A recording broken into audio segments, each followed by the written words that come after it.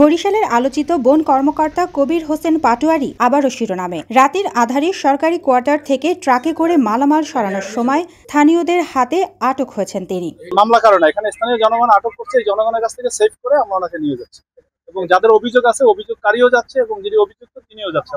বুধবার গভীর রাতে নগরীর নথুল্লাবাদ এলাকায় বন বিভাগের কোস্টাল সার্কেল কার্যালয়ের সামনে ঘটে এ ঘটনা। স্থানীয়রা দাবি করেন সরকারি বাংলো থেকে সরকারি মালামাল সরিয়েই পালানোর চেষ্টা করছিলেন তিনি। পরে এলাকাবাসী তাকে ধরে পুলিশের হাতে তুলে দেয়।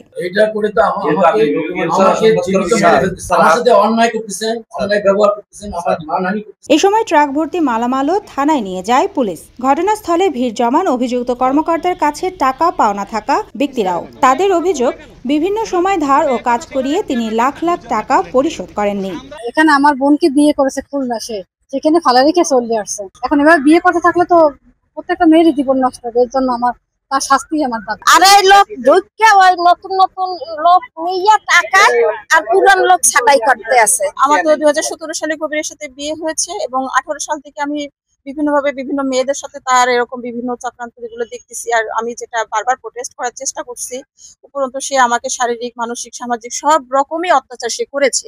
আমি এখনো পর্যন্ত কোনো বিচার পাই নাই। আর ও যে ডিএফও পদমর্যাদা ব্যবহার করে এই ধরনের কর্মকাণ্ড করছে, এটা বন্ধ হওয়া উচিত। আরো আলোচনায় উঠে আসে তার বিতর্কিত অতীত। সম্প্রতি তদন্তে প্রমাণিত হয়েছে তিনি নাকি 17টি বিয়ে করেছেন। এ কারণে তাকে আগে সাময়িক বরখাস্ত করা হয়েছিল। তবে এবার অভিযোগ আরো গুরুতর। সরকারি সম্পদ আত্মসাৎ ও পাওনা টাকা পরিশোধ না করার অভিযোগে স্থানীয়দের ক্ষোভ চরমে পৌঁছেছে। লোকগুলা ছাঁটাই করতেছে, ছাঁটাই করার কথা না, কিন্তু হ্যাঁ লোকগুলা ছাঁটাই করতেছে, অন্যান্য টাকা নিয়ে অন্যান্য প্রতিষ্ঠান নিতে আছে। এর হঠাৎ করে যদি বলে আজকে অফিস হইয়া যে ভাই কালকে থেকে আমরা অফিস আসবে না, তখন সে কি সে জানতো না। অভিযুক্ত কবির হোসেন অভিযোগ অস্বীকার করেছেন আর সাংবাদিকদের সামনে বিতর্কিত আচরণও করেছেন। ঘটনা তদন্তে এখন বন বিভাগ ও আইন শৃঙ্খলা বাহিনী কি পদক্ষেপ নেয় সেটাই দেখার বিষয়। আমরা যখন যেখানে ইচ্ছে সেখানে ছবি তুলবো। আমরা এখানে